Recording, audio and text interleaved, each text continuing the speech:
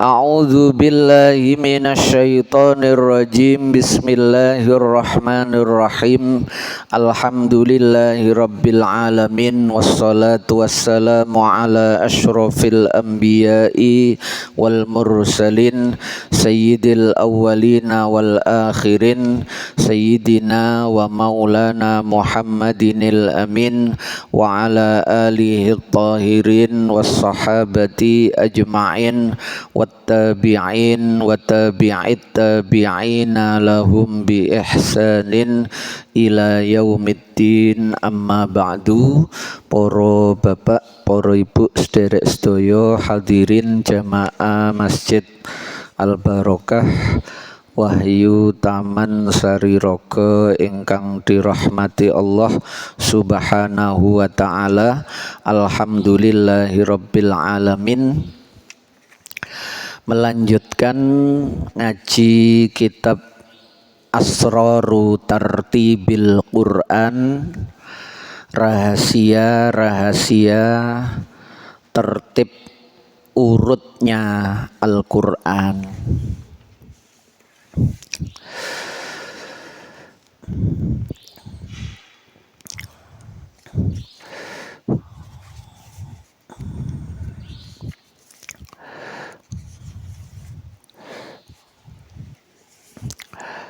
Ikhtalafal ulama'u fi tartibis suwar. Hal huwa bitauqifim minan nabi sallallahu alaihi wasallam au bijtihadin minas sahabati ba'dal ijma'i ala tartibil ayati tauqifi wal qat'i bidzalik. Ulama berbeda-beda terkait tertib urutnya Al-Quran yang kita pegang saat ini. Hal huwa bitauqifim minan nabi, apakah itu merupakan tauqif, petunjuk pasti, tuntunan langsung dari baginda Nabi Muhammad sallallahu alaihi wasallam, atau bijtihadin minas sahabah, atau itu merupakan ijtihad dari para sahabat, khususnya ketika dikodifikasi, dikumpulkan dalam satu mushaf, dimulai ketika zaman Abu Bakar As-Siddiq menjadi khalifah atas desakan dari Sayyidina Umar bin Khattab radhiyallahu anhuma. Kemudian dilanjutkan di era Sayyidina Utsman bin Affan, sama ketua panitianya ditunjuk ketika itu sahabat Zaid bin Thabit radhiyallahu anhu, anak muda yang menjadi sekretaris dari Rasulullah sallallahu alaihi wasallam, yang banyak disuruh belajar berbagai bahasa. Di samping mencatat wahyu, Zaid bin Thabit niki juga memiliki peranan penting di dalam menyurati raja-raja ketika setelah perjanjian Hudaybiyah tahun ke-6 Hijriah, orang Islam dengan orang kafir Mekah niku melakukan perjanjian damai, suluh Hudaybiyah. Tidak ada perang selama 10 tahun ke depan, dan itu dimanfaatkan oleh Rasulullah untuk mengajak Islam, iman raja-raja di sekitar Jazirah Arab. Dan hasilnya luar biasa. Ketika tidak ada peperangan itu, orang bisa berpikir jernih, tidak lagi diwarnai dengan kebencian, permusuhan, peperangan. Wong nek mungsuhan, benci, perang niku mboten tape isok mikir. semuanya menggunakan emosi, akalnya kurang berfungsi. Sehingga Islam itu berkembang pesat justru ketika era-era damai itu. Dan peranan penting di situ Zaid bin Thabit yang ditunjuk lagi oleh Sayyidina Utsman untuk memimpin proses menyatukan seluruh bacaan-bacaan dalam satu tulisan, yaitu Rosem Utsmani yang sekarang kita pegang niku. Apakah era itu kemudian Al-Quran itu diurutkan sesuai dengan yang sekarang? Lah niku ulama berbeda pendapat. Tetapi mayoritas dan akhirnya menjadi kesepakatan untuk saat ini, yaitu Al-Quran itu urut-urutnya itu adalah tauqifi dari baginda Nabi yang diajarkan kepada para sahabat. Baginda Nabi nggih mboten ijtihad dhewe, wong Kanjeng Nabi niku ditegaskan di Al-Qur'an, wa ma yantiqu anil hawa in huwa illa wahyu yuha. Tidak ada satu ucapan pun yang keluar dari pribadi baginda Nabi itu dorongan dari hawa nafsu. Tidak ada. In huwa illa wahyu yuha. Semuanya itu adalah bimbingan wahyu dari Allah yang diberikan kepada beliau. Termasuk hal yang sangat penting, yaitu terkait Al-Quran, termasuk urutan-urutannya itu sangat diperhatikan. Sehingga para sahabat itu oleh baginda Nabi di dalam sholat berjamaah itu beliau mengurutkan bacaan-bacaannya sesuai dengan Al-Quran yang sekarang. Pun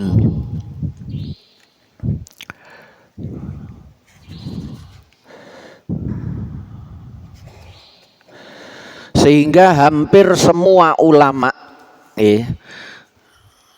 dan mriki disebutkan diantaranya waqalal Karmani fil Burhan, di dalam kitab-kitab yang terkait dengan ulumul Quran,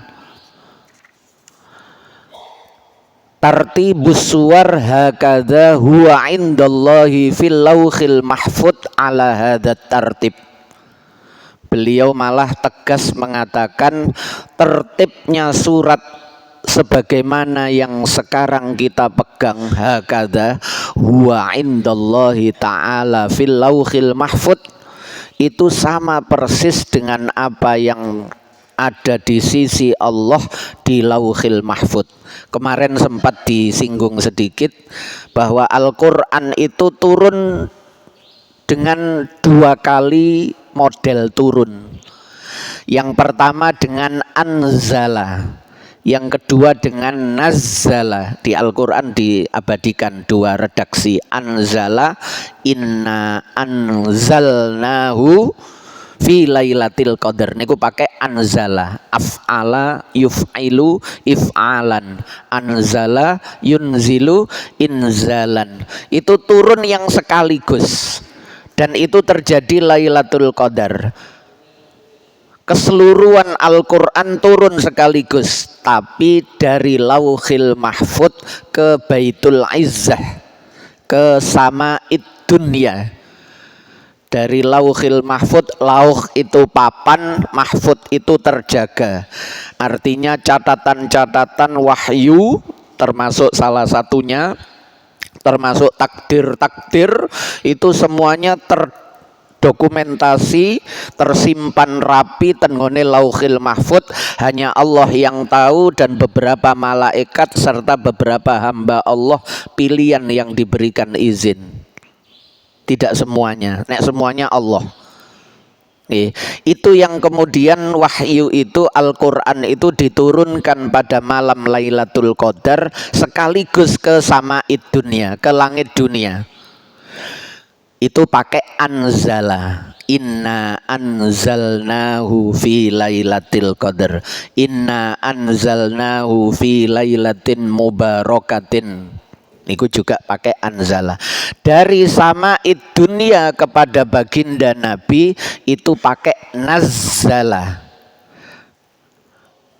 Inna nahnu nazzalna dzikra wa inna lahu lahafidun.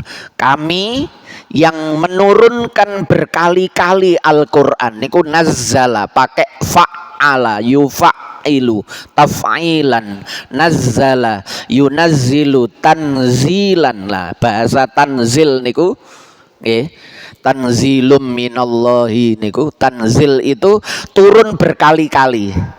Kalau inzal itu turun sekaligus. Al-Qur'an itu mengalami 2 kali mode proses turun. Yang kedua dari sama'id dunia kepada baginda Nabi itu dalam periode 23 tahun kalau digenapkan. 13 tahun di Mekah, 10 tahun di Madinah. Istilahnya Makiyah, Madaniyah, periode Mekah, periode Madinah. Itu nazzala, itu tidak semuanya Lailatul Qadar. Seringkali juga siang, pagi, sore turunnya ayat itu. Mboten semuanya Lailatul Qadar niku kan berarti malam terus niku. Mboten enten Al-Qur'an turun siang. Lah niku itu yang sekaligus Lailatul Qadar, tapi turunnya kepada baginda Nabi niku nazzalna dzikra, nazzala enten tasdite. Itu dalam bahasa fa'ala itu punya faedah makna takfir, banyak. Jadi kalau kotoa itu memutus, tapi kalau kotoa itu memutus-mutus, nugel-nugel. Mboten nugel tok tapi nugel-nugel. Niku qattaa. Nazzala itu turunnya berkali-kali, mboten turun sekali. Nggih. Wa kana ya'ridun nabiyyu sallallahu alaihi wasallam ala Jibril majtama aladaihi minhu. Dan baginda Nabi itu setiap kali beliau mendapatkan wahyu itu beliau sekaligus setor hafalan. Kalau sekarang itu orang yang sudah hafal Quran itu selalu disetorkan supaya ditasheh, diteliti. Baginda Nabi juga begitu. Apa yang sudah diberikan kepada Nabi ketika beliau berjumpa dengan Jibril niku beliau terutama di bulan Ramadan. Nggih. Wa arradahu sallallahu alaihi wasallam fis sanatil lati tuwfiya biha marrataini. Dan ketika Ramadan terakhir pada saat beliau akan wafat, beliau wafatnya Rabiul Awal. Ketika Ramadan niku beliau berada di Mekah. Haji nggih, dereng nggih, haji. Haji niku Dzul Hijjah niku Hajjatul Wada. Beliau di Madinah.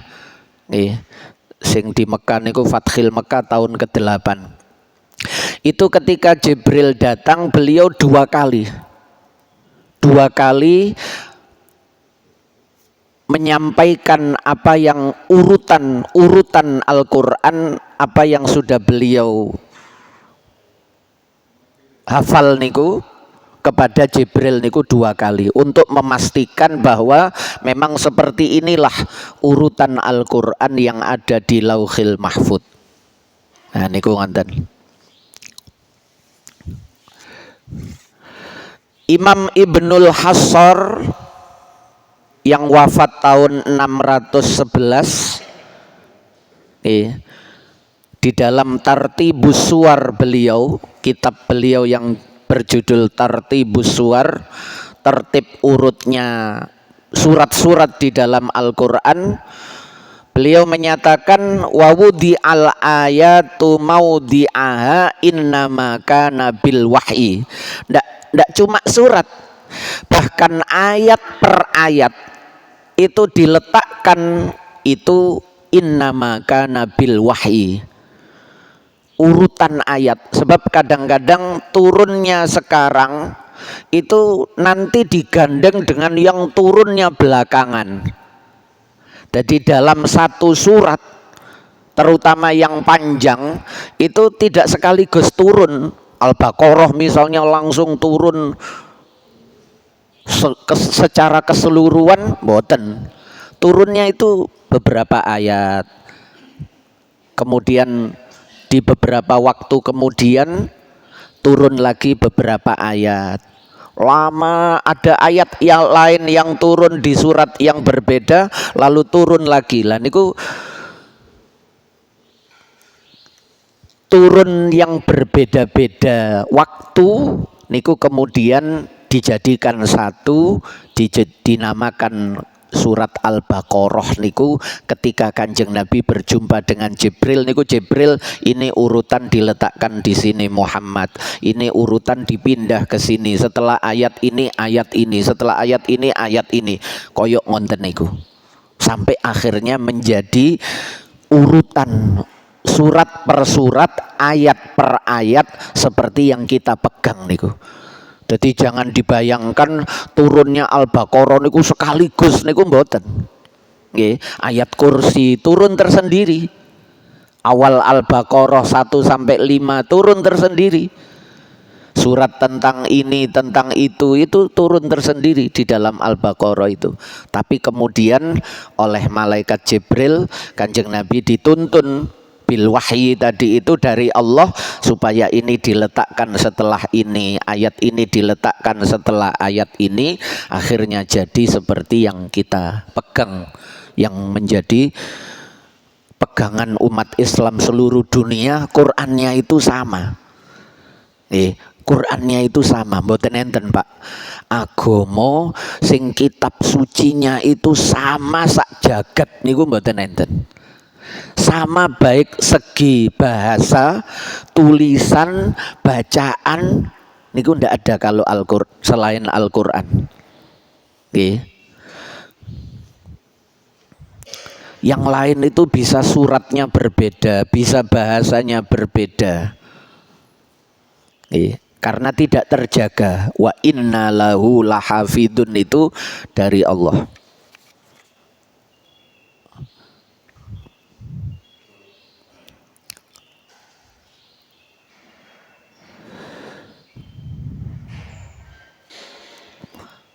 Pun waqala ba'duhum litartibi wada'is suwar fil mushaf asbabun tutla'u ala annahu tauqifiyun sadirun min hakim. Tertib peletakan surat di dalam mushaf itu bisa kita lihat dari sebab-sebab, dari tanda-tanda, dari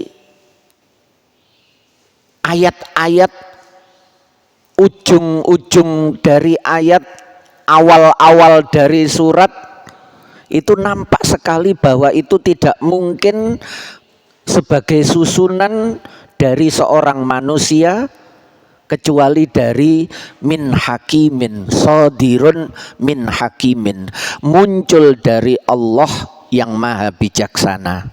Yang pertama, al-awwalu bihasabil huruf kama fil hawamim wadawati alif lam ro.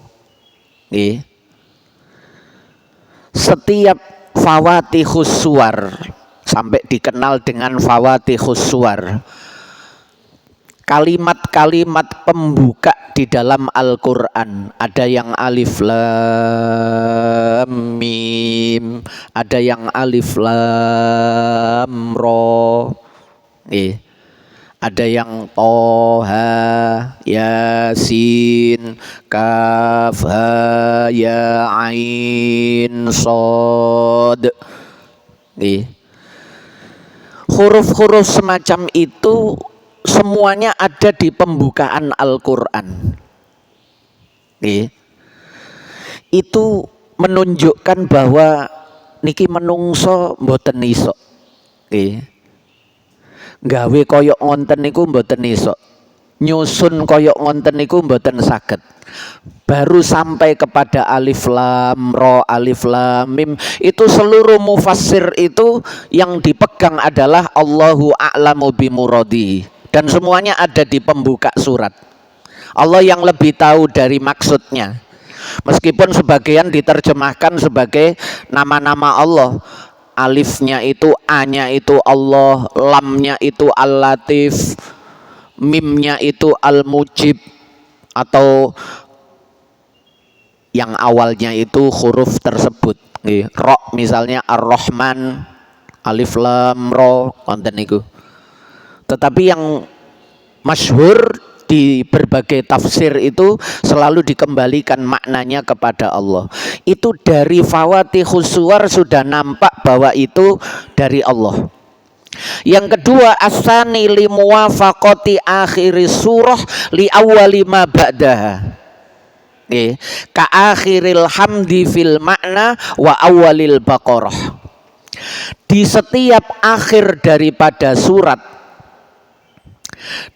itu selalu terkoneksi, tersambung secara makna dengan awal dari surat berikutnya. Seperti akhirnya dari surat Al-Fatihah, ihdinas siratal mustaqim. Niku enten ihdinas siratal mustaqim siratal ladzina an'amta alaihim ghairil maghdubi alaihim waladdallin, amin. Ya, aminnya mboten melok Quran. Ya Allah, ihdinas siratal mustaqim, tunjukkan kami kepada jalan yang lurus, yaitu jalan orang yang telah Engkau beri nikmat, bukan jalan orang yang Engkau murkai, dan bukan jalan orang yang tersesat. Apa petunjuk yang lurus itu apa? Itu ada di dalam permulaan dari Al-Baqarah. Alif lam mim dzalikal kitabu. Petunjuk yang lurus itu ya Alkitab, Al-Qur'an itu. Yang kamu minta ihdinas siratal mustaqim, yang menjadi jalannya siratal ladzina an'amta alaihim, bukan ghairil maghdubi alaihim waladdallin, itu yo dzalikal kitab itu. Yang di dalamnya itu la raiba fi, tidak ada keraguan. Itulah hudal lil muttaqin. Hudan yang diminta ihdina tadi itu, ihdinas siratal mustaqim itu hudal lil muttaqin, ya dalikal kitabun niku. Seperti itu selalu nanti akan terlihat, ya. Seperti itu akan selalu di akhir dari surat sebelumnya itu tersambung makna dengan awal dari surat berikutnya.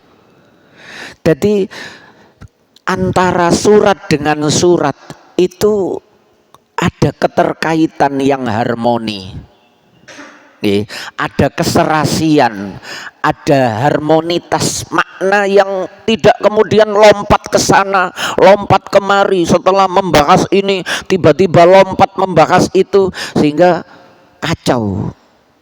Mari ngomong semen, moro-moro ngomong pecel.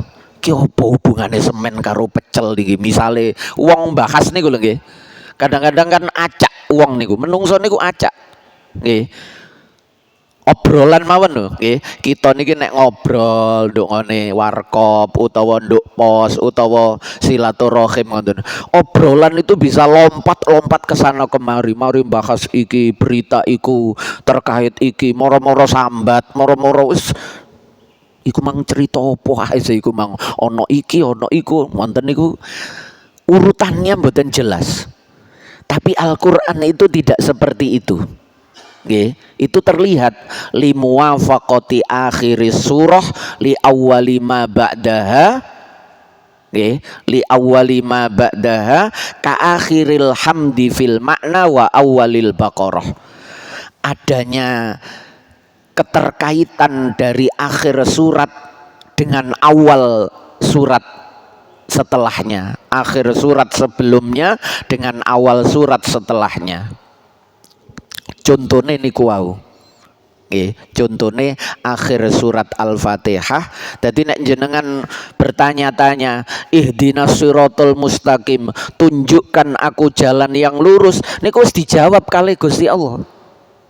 Nek kepingin dalan sing lurus iku ya dalikal kitab iku. Makanya Rasulullah berkali-kali iqraul Quran, wacon Quran niku.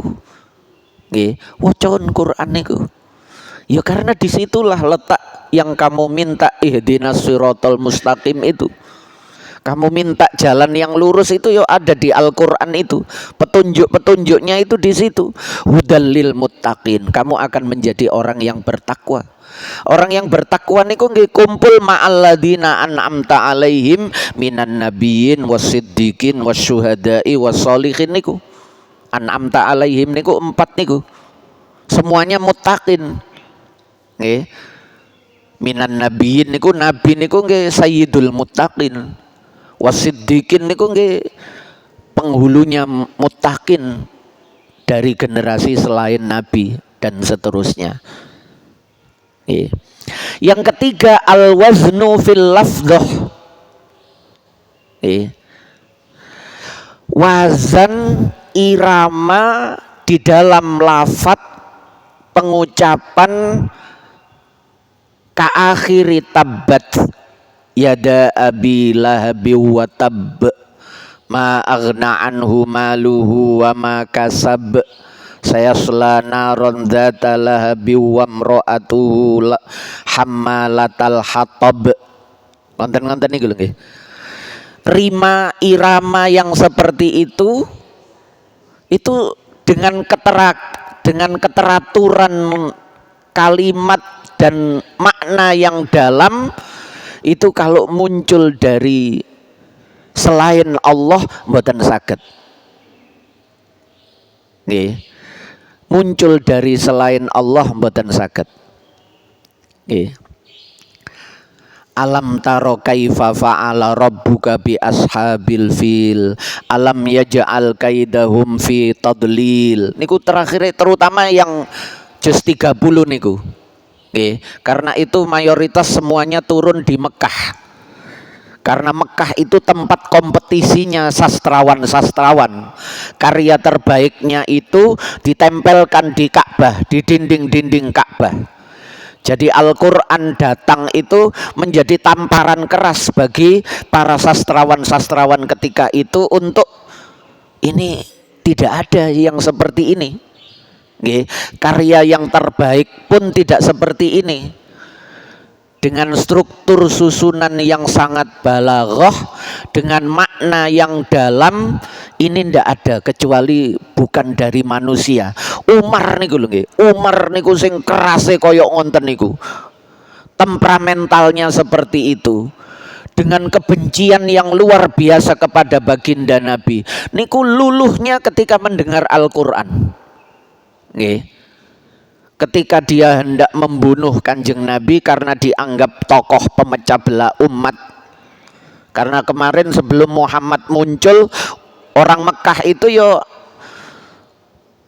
kompak-kompak saja menurut Sayyidina Umar itu. Meskipun terjadi banyak penindasan dari yang kuat kepada yang lemah, tapi tidak sekeras ketika Muhammad muncul. Sehingga Muhammad niki oleh Umar, Sayyidina Umar, nggih, Kanjeng Nabi itu ketika itu kula gawe bahasa Muhammad itu menurut pendapat Umar ketika masih belum iman. Muhammad iki sing garai pemecah belah umat. Akhirnya mau dibunuh. Begitu hendak berangkat ketemu uang, ojo mateni Muhammad. Adikmu lho wis dadi pengikuti Muhammad. Akhirnya berbalik arah marani adiknya sedang membaca Al-Qur'an, surat Toha awal niku. Umar langsung lemes awake niku. Nggih, ini bukan manusia iki. Nggih, iki duduk teko Muhammad iki duduk karangane menungso niki. Sehingga seketika itu dia kemudian beriman lalu melanjutkan perjalanan ke tempat Rasulullah yang ketika itu ada di Darul Arqam, rumahnya sahabat Arqam. Nggih, nek sak mangke dadi tower Zam-Zam niku rumahe sahabat Arqam niku posisine ten mriku. tempat Rasulullah dulu kumpul mengajarkan secara sembunyi-sembunyi Al-Quran, wahyu, tuntunan tauhid dereng diulangi sholat untuk berjamaah mboten tapi penguatan tauhid, ajaran-ajaran risalah yang dibawa oleh beliau tan meriku. Tetapi Umar datang tidak lagi dengan niatan membunuh, dengan niatan memeluk Islam. Niku lewat Al-Quran. Bagaimana al-waznu fil lafdhah saja itu manusia sulit untuk menandingi. Bahkan di Al-Quran itu banyak sekali tantangan-tantangan dari Allah kepada manusia. Wad'u syuhada'akum min dunillahi in kuntum shadiqin. Panggil saja semua orang-orang yang bisa kamu panggil dari kalangan manusia maupun jin untuk membuat tandingan dari ayat-ayat dari surat yang ada di Al-Quran itu. Kalau kalian memang benar-benar mengatakan bahwa Quran ini adalah asatirul awalin, bikinan orang-orang dahulu, iki Muhammad iki cuma nyadur, cuma nyalin. Padahal Kanjeng Nabi dari awal dikenal an-nabiyil ummi, Nabi yang tidak bisa baca tulis. Niku wong sak Mekah ngerti. Niku memang disetting koyok ngonten niku kali Gusti Allah, bukan karena kebodohan. Nek sakniki gak iso maca, gak iso nulis nggih bodoh temenanan. Mboten, tapi untuk memastikan bahwa yang disampaikan oleh Kanjeng Nabi itu bukan hasil karya beliau, bukan hasil perenungan beliau dari banyaknya membaca lalu beliau menjadi orang yang cerdik cendikian, niku mboten. Tapi memang betul-betul murni tuntunan wahyu. Dan itu terbukti orang yang terpelajar sekalipun dengan macam ragam bacaan niku ketika berhadapan dengan Al-Quran dia menyerah. Yang keempat, limusyabahati jumlatis surah li jumlatil ukhra kadduha wa alam nashrah. Wadduha wal laili idza saja ma wadda'aka rabbuka wa ma qala walal akhiratu khairul laka minal ula wala saufa yu'tika rabbuka fatardha alam yajidka yatiman fa'awa wa wajadaka dhallan fahada wa wajadaka ailan fa'aghna fa ammal yatima fala taqhar wa ammas sa'ila fala tanhar wa amma bi ni'mati rabbika fahad. Dengan alam nasyrah laka sadrak wa wada'na anka wizrak alladzi anqadha dhahrak wa rafa'na laka dzikrak fa inna ma'al usri yusran inna ma'al usri yusra fa idza faraghta fansab wa ila rabbika farghab. Niku jenengan tingali maknane. Niku ada musyabahati jumlati surah li jumlatil ukhra. Kandungan dari satu surat itu kadang penjelasannya ada di surat berikutnya. Yang ini berbicara global, yang ini berbicara terperinci, yang ini berbicara perjalanan, yang ini berbicara tujuan. Niku panjenengan teliti Al-Quran itu. Mulane nek cara kiai biyen niku kan maca Quran angen-angen sak maknane. Niku semakin kita lakukan seperti itu, kita akan menemukan bahwa Quran itu betul-betul hudal lil muttaqin. Kita tidak perlu lagi mencari petunjuk lewat kata-kata. Kata-kata hari ini wis mboten perlu, nduk Quran niku wis cukup dengan petunjuk-petunjuk. Nggih. Betul-betul hudal lil muttaqin. Lah fenomena akhir zaman niku kan Quran itu hanya menjadi tulisan dan menjadi bacaan saja. Quran niku diwakofno, dihadiahno, disebarkan, tapi tidak untuk dipelajari. Yang semarak itu ya TPK. Niki bukan merendahkan mboten nggih. Niki harus ada kelanjutan. Mulane kula milih ngaji ngenten niki termasuk niku bagian dari menjawab itu. Orang hanya mempelajari tulisan dan membacanya saja titik. Seringkali tidak mengerti maksudnya. Apalagi menterkaitkan antara surat sebelumnya dengan surat setelahnya, antara ayat sebelumnya dengan ayat setelahnya. Apa petunjuk yang bisa kita petik? Kados niku wau mawon lho, ihdinas siratal mustaqim niku jawabannya ternyata dzalikal kitabul la raiba fi hudan. Jadi ihdina itu yo Quran itu sebagai hudal lil muttaqin. Nggih, sehingga kita ndak resah, ya Allah jenengan paringi pitutuh kula niki Gusti. Kaya-kaya Gusti Allah ndak memberi petunjuk. Kula wis sering lho ya Allah nyuwun ihdinas siratal mustaqim niku kok mboten muncul-muncul petunjuk niku. Lah wong petunjuke nduk ngarepe rupa Quran sak gebok niku. Gak tahu dibuka, gak tahu diwaca, ya apa oleh petunjuk wis dikekno tapi gak diwaca. Wis dikekno gak dipelajari, wis dikekno gak dimaknani, gak diresapi. Gak dicari jawabannya. Nggih. Kula niku nek sumpek-sumpek duwe masalah, duwe kerumitan, bahkan teko iki lho, teko napa? Teko bacaan yang saya baca niku lho. Niku sering ketemu jawabannya niku malah nduk Quran. Waktu maca Quran niku lho, iya iku mang sing tak waca, oh iki, oh ngene, oh ngono. Niku hudal lil muttaqin betul Quran niku. Sehingga Quran niku mboten cuma digawe kompetisi kiroah lagu-laguan niki mboten mengerdilkan mboten, tapi fenomena-fenomena seperti itu harusnya dibarengi dengan semaraknya mengkaji ayat, mempelajari makna, keterkaitan lafadz dengan lafadz, ayat dengan ayat, surat dengan surat, bagaimana sabab nuzulnya, bagaimana aplikasi di masa sekarang dalam kehidupan kita. Apa kata Al-Quran ketika kita menemukan kesulitan-kesulitan? Apa jawaban dari Al-Quran? Sebab niki hudan. Al-Quran itu petunjuk. Nih, disebut Al-Quran dalam makna bacaan, qoro'a, Quran. Niku bacaan itu tahap awal. Tahap awal memang Quran itu harus dibaca. Bagaimana bisa mengetahui maknanya kalau tidak dibaca?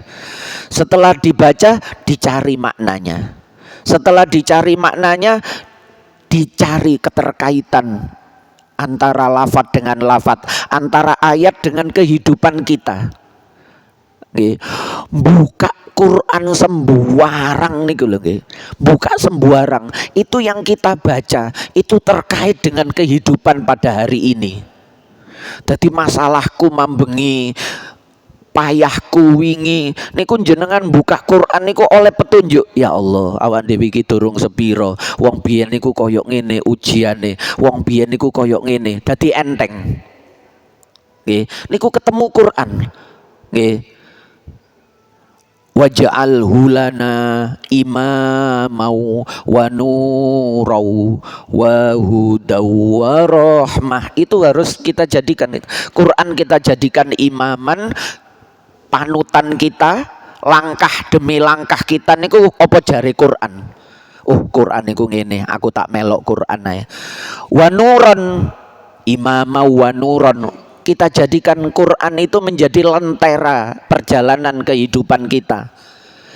Kemana cahaya Quran itu mengarah, di situ kita melangkah. Mboten golek dalan dhewe sing peteng sementara jalan yang disinari Al-Quran kita tinggalkan. Nggih, kita ikuti cahaya yang ada dari Al-Quran itu. Wahudan petunjuknya, warahmah. Nggih. Sehingga kita menemukan betapa Allah Tuhan kita itu penuh kasih sayang kepada kita, penuh perhatian kepada kita. Sehingga kita gak golek-golek, ya Allah, mboten adik ngonten. Setiap saat niku ketonton, ketoto, terbimbing.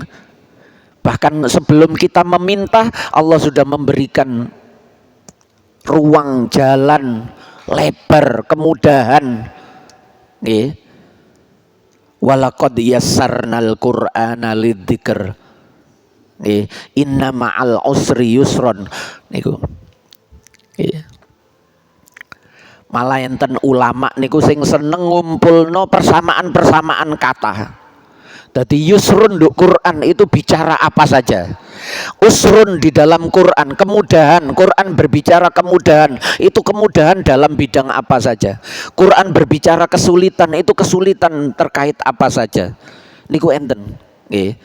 Sing seneng niku mengelompokkan itu. Mulane akhirnya enten Mu'jamul Mufahris li Alfadil Quran.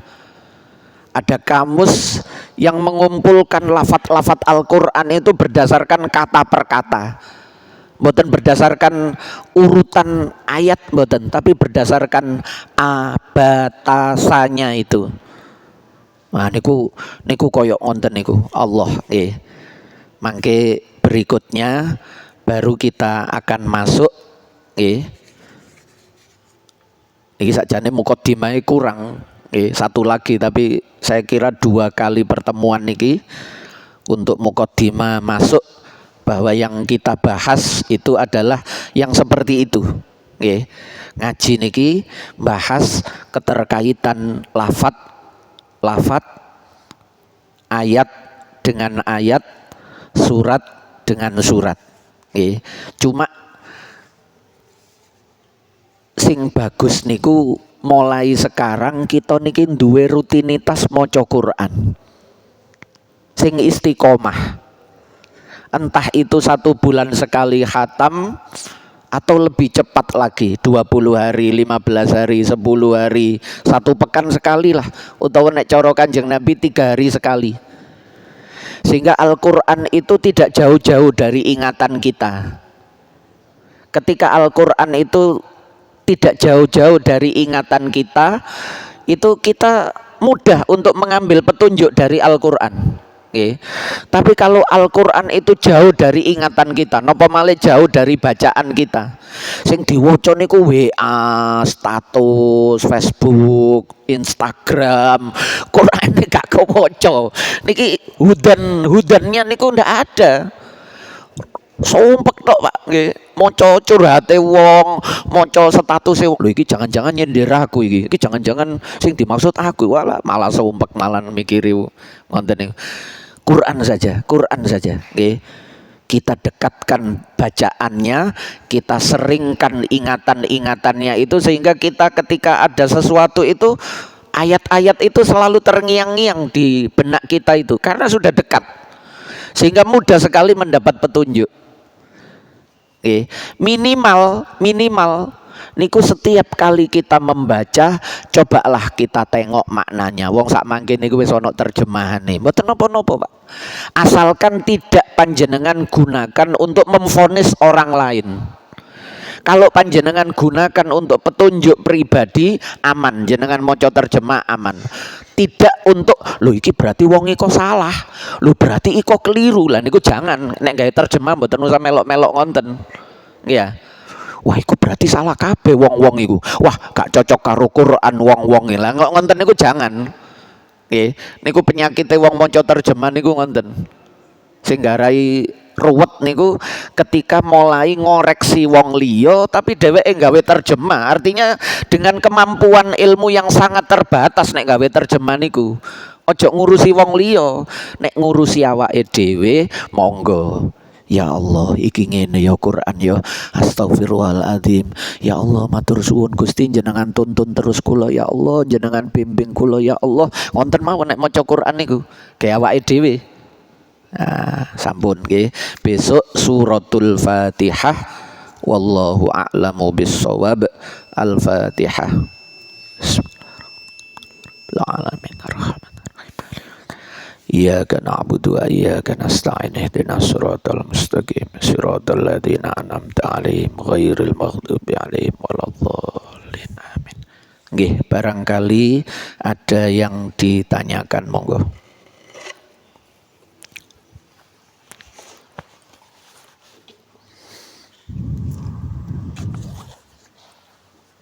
Sampun nggih.